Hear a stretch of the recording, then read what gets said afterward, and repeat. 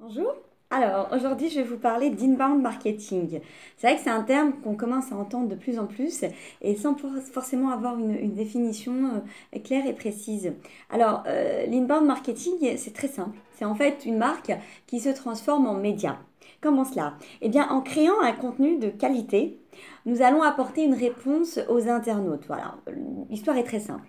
L'internaute aujourd'hui n'a pas forcément besoin que vous alliez vers lui en lui disant voilà, on a une promotion en chaussures pour qu'il achète et devienne un client et profite de cette offre. Aujourd'hui, un internaute, avant de décider d'acheter par exemple des chaussures, va vivre un processus avec votre marque ou ailleurs. Il va d'abord savoir quel type de chaussures acheter, avec quoi porter ses chaussures. Bref, il aura plein de questions. Et si vous arrivez à répondre à toutes ces questions, si c'est lui qui vient vers vous pour avoir sa réponse en lui apportant une information de qualité, là, vous avez déjà gagné une belle partie. Ça veut dire quoi? Ça veut dire que la marque va se transformer en média et l'internaute va venir vers elle. Nous ne sommes plus dans du marketing intrusif, l'ancien marketing, mais dans un marketing moderne où c'est bien l'internaute qui vient vers vous. Donc après être venu vers vous, votre gros travail sera évidemment de le transformer en un simple visiteur vers un prospect.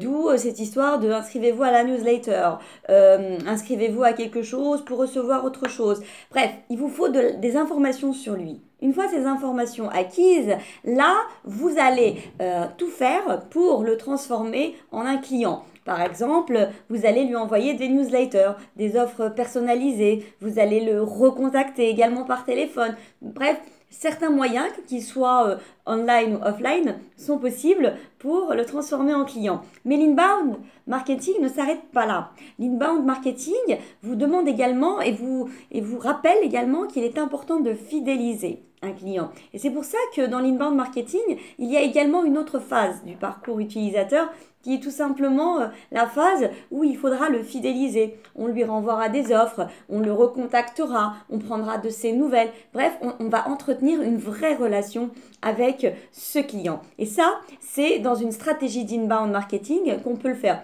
Évidemment, cela demande beaucoup de compétences en rédaction web, hein, mais également en référencement naturel ou bien en community management, parce que les réseaux sociaux également peuvent nous y aider.